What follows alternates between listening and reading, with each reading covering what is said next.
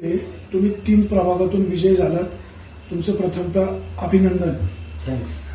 3ही प्रभागामधून विजय संपादन करणं कसं शक्य झालं? मी तिन्ही वार्डमध्ये इलेक्शन लढवत असताना मला समाजाने अगोदर चाचपणी करत असताना समाजाने सांगितलं, म्हटलंय बाळासाहेब तुम्हाला या इलेक्शनमध्ये उभं राहावं लागेल, कारण तुमची मिसेस सरपंच पदावर असताना 5 ते 10,000 सालापर्यंत भरपूर अशी गावामध्ये विकास कामं झालेली आहेत आणि त्याच्यानंतर विकास कुठंतरी ठप्प झाल्यासारखा दिसतोय. हे सर्वसामान्यांच्या बोलण्यातून यायला सुरुवात झाल्यानंतर मी तिन्ही वार्डाची चाचपणी केली आणि तिन्ही वार्डामध्ये छोट्या मोठ्या मिटिंगा लावून. तुमच्या पत्नी सरपंच नसल्यानंतर गावचा विकास झाला नाही?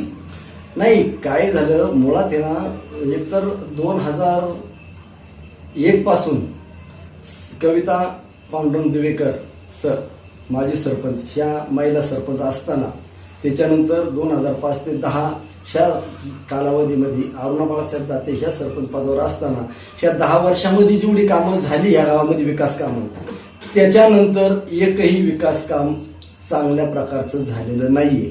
त्याच्या अगोदरही झालेलं नाहीये. तुमच्या दृष्टीनं विकासाची व्याख्या काय?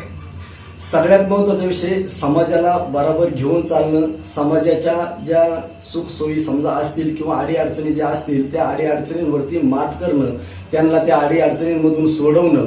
समजा एखाद्या ठिकाणी रस्ता नसेल किंवा एखाद्या मंदिरापैकी सभामंडप नसेल किंवा कुठल्या तरी कार्यक्रमाला जर व्यत्यय येत असतील आणि ते जर समजा आपण शासनाच्या अनुषंगाने शासनाच्या माध्यमातून आपण तो जर सोडवण्याचा प्रयत्न जर केला तर त्याला खऱ्या अर्थाने विकास असं म्हटलं जातं.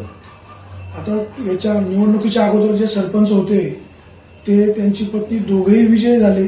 जर त्यांनी विकास केला नसता तर लोकांनी त्यांना बिनविरोध किंवा काय निवडून दिलं नसतं. नाही, सगळ्यात महत्वाचा विषय त्यांचं बिनविरोध झाले त्याच्याबद्दल मी तर त्यांचं अभिनंदनच करेल, परंतु सगळ्यात महत्वाचा विषय त्या सरपंचांनी आमच्याच गावातील त्यांच्या विरोधात पांडुरंग रामदास दिवेकर हे ओबीसी मधून फॉर्म भरत असताना त्यांनी त्या व्यक्तीचा फॉर्म बाद केल्यामुळं ते बिनविरोध झालेले आहेत. बाद केला म्हणजे काय तो सिस्टमचा भाग आहे? नाही, कसं खोटा बाद केला? नाही, ठीक आहे. समजा तो बाद केलेला समजा काही डॉक्युमेंटचा अभाव असेल नसेल तो बाद, मग त्यात यांचा दोष काय ना? नाही, सगळ्यात महत्वाचा विषय ज्या वेळेस त्यांनी शेफ फॉर्म बाद करण्यापेक्षा मी तिथं सबमिट घडवलेलं होतं त्यांचं निवडणूक अधिकाऱ्याकडे मी त्यांना घेऊन गेलो होतो. म्हटलं काय नेमकी कशाबद्दल बाद? ते म्हणले यांना टोकन नाहीये. म्हटलं ठीक आहे, व टोकन ते 2 दिवसांनी मागून घेतील. तुम्ही एक सरपंच पदावर आहात. रंगनाथ सेठ बेलकर माझे सरपंच यांना मी सांगितलं तुम्ही एक सरपंच पदावर होते आणि सरपंच पद उपभोगलेलं आहे.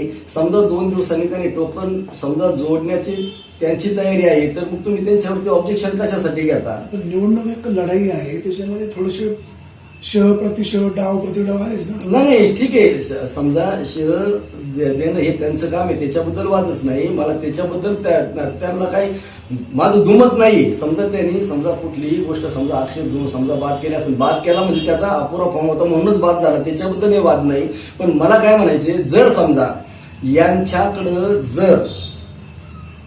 यांच्याकडं ओबीसीचा दाखला होता, हे मूळचे ओबीसी नाहीत, हे कुणबी मधून ओबीसी झालेले आहेत आणि पांडुरंग रामदास दिवेकर हे मूळचे जन्मजात ओबीसी मध्ये आहे. बेलकर कायदेशीर निवडून आले का बेकायदेशीर? नाही, बेलकर कायदेशीर निवडून आले त्याच्याबद्दल शंकाच नाहीये. त्याच्याबद्दल दाखला खोटा आहे का? नाही, खोटा आहे किंवा नाही याची पडताळणी मी तर काय करू शकत नाही. ज्यांनी पडताळणी करायची त्यांनी पडताळणी करून दिलेली आहे. हो, परंतु पडताळणी केली समजा त्याला ते ना त्याची उत्तर ते देतील किंवा शासकीय अधिकारी काय समजा असतील ते प्रश्न त्यांचा पाहुणा नाही किंवा तुम्ही त्यांचे काही दुश्मन नाही. बरोबर. प्रश्न असा आहे, बेलकरांकडे ओबीसी दाखला होता, कुणबी दाखला नाही. कुणबी दाखला होता नव्हता मला सांगता येणार नाही, परंतु त्यांनी ओबीसी मधून फॉर्म भरला म्हटल्यानंतर त्यांच्याकडे डॉक्युमेंट असणारच आहे. त्याशिवाय दाखला भरू शकत नाही. बरोबर ना. त्याशिवाय ते विनोद होऊ शकत नाही. हो, बरोबर. परंतु मला आता पाठीमागं मला एक व्हॉट्सअपला बातमी बघायला मिळाली आणि ते हायकोर्टाने सांगितलेलं आहे का कुणबी ही जात नसून कुणबी हा व्यवसाय आहे. मग त्यांचा अर्ज बाद का झाला नाही? हो, त्यांचा अर्ज बाद न व्हायला कारण त्यावेळेस काय म्हणजे कुणी त्यांच्यावरती आक्षेप घेतलेला नव्हता आणि निवडणूक निर्णय अधिकारी स्वतःहून बाद करू शकला असता. हो. त्यांचा अर्ज नियमात गेला, ते नियमातच सदस्य झाले. नाही बरोबर ना, झाले ना, मी नाही म्हणत नाही. तुम्हाला त्यांचा रागराग का? नाही, राग अजिबात नाही. एकतर तो माणूस, त्याचे माझे मित्रत्वाचे संबंध आहेत, त्याचा माझा राग नाही, दोष नाही, काहीच नाहीये. आणि आजही ते निवडून आलेत. आमच्या दोघांमध्ये अशी चर्चा आहे की सगळं आता समजा 5 महिला आहेत, महिला कितपत कामं करण्यासाठी सक्षम आहे न आहे तो बघतो पुढचा आहे. परंतु आम्ही दोघं या महिलांना बरोबर घेऊन विकास कामं खांद्याला खांदा देऊन करणार आहोत. हे आजही आमच्या दोघांचे विचार, आमचे भिन्न विचार नाहीयेत किंवा मला त्यांचा दोष नाही किंवा ते माझे दुश्मन पण नाहीयेत.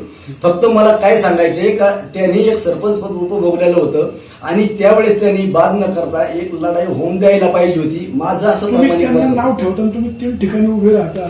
तुम्ही 3 ठिकाणी उभे राहते. नाही ठीक आहे, मला 3 ठिकाणी उभं राहायचंच नव्हतं. सगळ्यात महत्वाचा विषय, आमचे पठार विभागचे पांडुशेठ गाडेकर यांनी अट्टहास केला बिनविरोध करण्याचा. त्यांच्याबरोबर गावातले तंटामुक्ती अध्यक्ष असतील, पोलीस पाटील असतील, अनेक जाणकार मंडळी होते. आणि यांनी सर्वांनी ठरवलं का आपल्याला हे इलेक्शन बिनविरोध करायचं आहे. आणि बिनविरोधच्या हिसाबानेच गावातर्फे माझी उमेदवारी त्यांनी डिक्लेअर केली होती. मी स्वतः उमेदवारी घेतलेली नव्हती.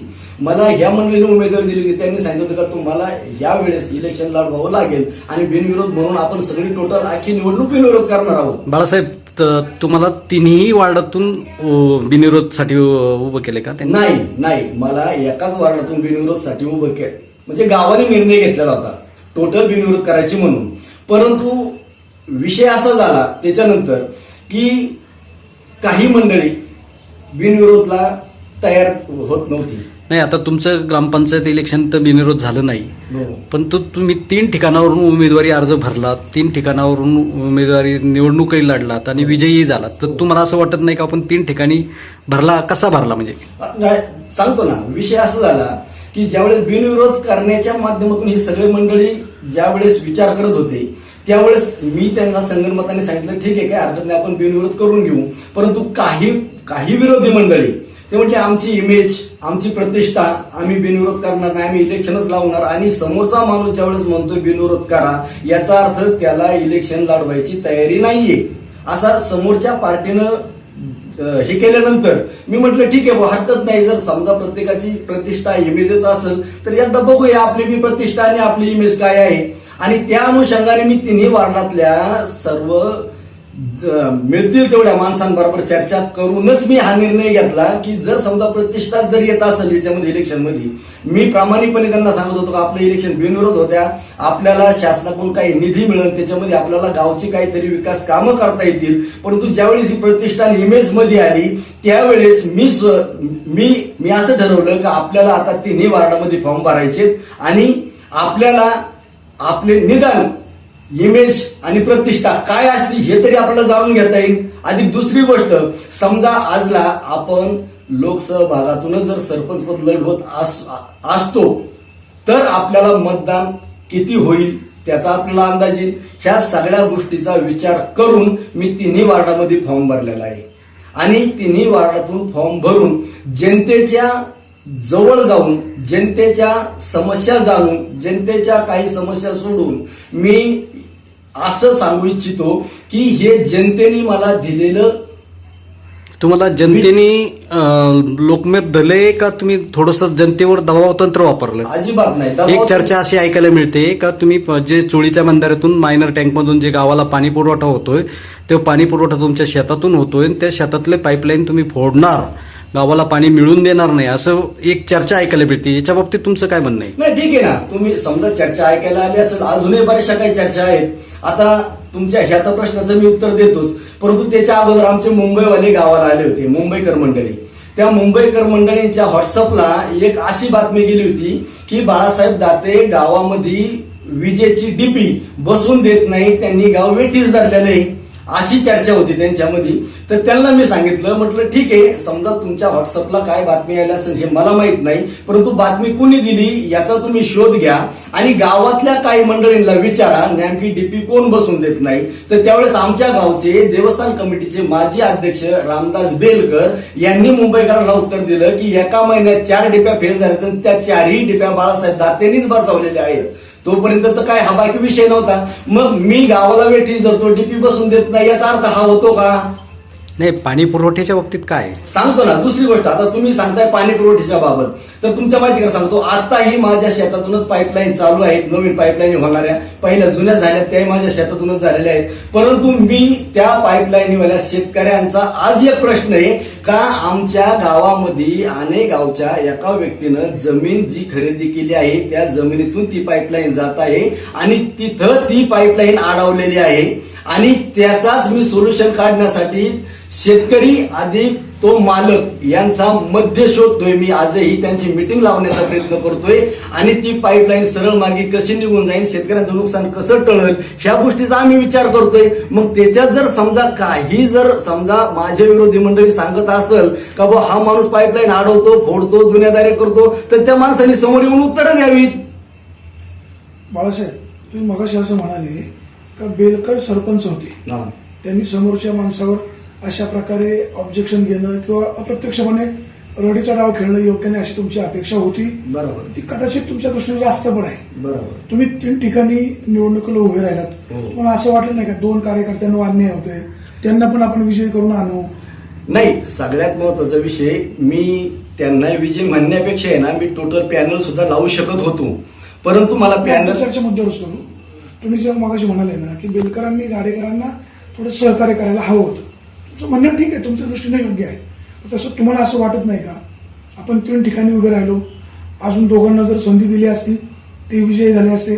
आता तुम्ही 3 ठिकाणी सदस्य झालात, 2 ठिकाणचा राजीनामा द्यावा लागणार, पुन्हा पोटनिवडणुका होणार, बरोबर, खर्च आला, प्रशासनाची धावपळ आली, काय साध्य काय केलं? नाही, मला काय म्हणायचंय, जर समजा ज्या वेळेस बिनविरोध करायची ठरलेली होती त्यावेळेस जर सगळ्या समाजाने ऐकलं असतं, बिनविरोध जर झाली असती, तर त्यावेळेस आपल्याला शासनाकडून काहीतरी निधी गावासाठी आलेलाच असता ना.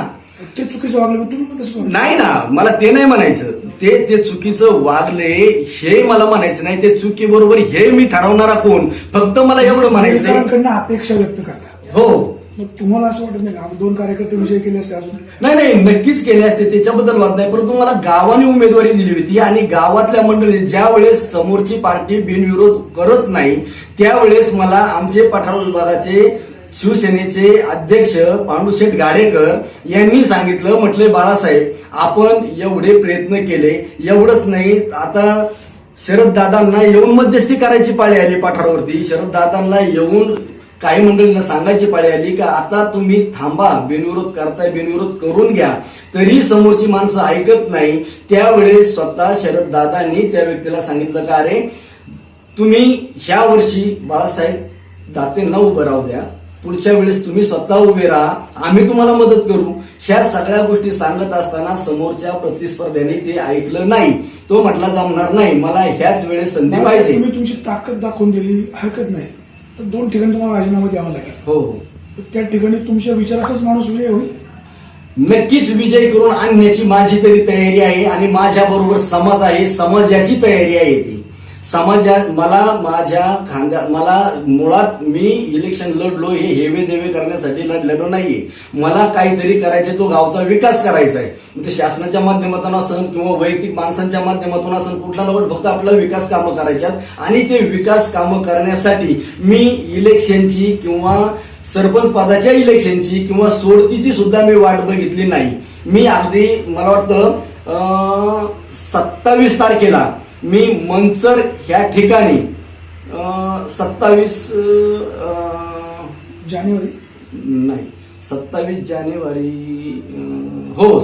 जानेवारीला मी मंचर या ठिकाणी काही माझे मित्र होते, त्या मित्रांच्या कानावर विषय घातला. त्यांच्या समवेत काही पाणी फाउंडेशनची लोक होती, काही शेतकऱ्याचा बांधावरून माल, तरकारी माल किंवा भाजीपाला माल उचलणारे काही मंडळी त्यांच्या बरोबर होती. त्यांच्या बरोबर ती मिटिंग लावली आम्ही. त्यांना सांगितलं, म्हटलं आमच्या गावातून समजा जर वाटाणा असेल किंवा ढोबळी मिरची असेल किंवा काही हे असतील जे आम्ही इथून मार्केटपर्यंत जातो त्याच्यासाठी जो आम्हाला ट्रान्सपोर्टिंग खर्च येतो, तो जर समजा तुम्ही बांधावरून जर उचलला, आम्हाला जर 2 रुपये चांगले मिळाले तर आम्ही नक्कीच त्या पद्धतीनं तुमच्या संग करार करू. आणि त्यांनी सुद्धा आम्हाला येस हा शब्द दिला का ठीक आहे आम्ही बांधावरती येऊ, माल बघू, माल उचलू आणि तो माल आम्ही आमच्या पद्धतीनं पुढं तो पार्सल करू. पाणी फाउंडेशनवाल्यांना मी सांगितलं, म्हटलं साहेब आमच्याकडं चोळी मायनर इरिगेशन टँक आहे, तो फक्त 79 M50चा टँक आहे. आम्हाला उन्हाळ्यामध्ये 1-2-2.5 महिने त्याचं पाणी तुटवड्यावर येते. आम्ही त्या पाण्याचं नियोजन करून शेतकऱ्यांना सर्वांना सांगतो की आपल्याला पाणी कमी आहे, आपण हप्त्यातून 2 दिवस मोटरी चालू किंवा 3 दिवस मोटरी चालू असं आम्ही नियोजन करतो. आणि त्या नियोजनाच्या माध्यमातून आम्ही जनावरांसाठी हिरवा चारा हा बारमाही पिकवतो त्या तलावावरून. परंतु तरी सुद्धा पाण्याचा स्टॉक कमी असल्यामुळं आम्हाला जो तुटवडा येतो त्याच्यासाठी पाणी फाउंडेशनवाल्या माणसांसंग आम्ही चर्चा केली. ते म्हणले ठीक आहे, आम्ही तुम्ही ज्या वेळेस त्या पदावर जाल, तुमच्या ग्रामसभा ज्यावेळेस पहिली होईल त्यावेळेस आम्हाला बोलवा, आम्ही ग्रामसभेमध्ये येऊन आम्ही चर्चा करतो, त्या सगळ्या शिवाराची पाहणी करतो आणि त्या पद्धतीनं आपण आपलं पाणी फाउंडेशनची कामं कुठं राबवता येतील, कसे राबवता येतील, पाणी कसं वाढता येईल ह्या पद्धतीनं आपण विचार करून ते कामं करण्यासाठी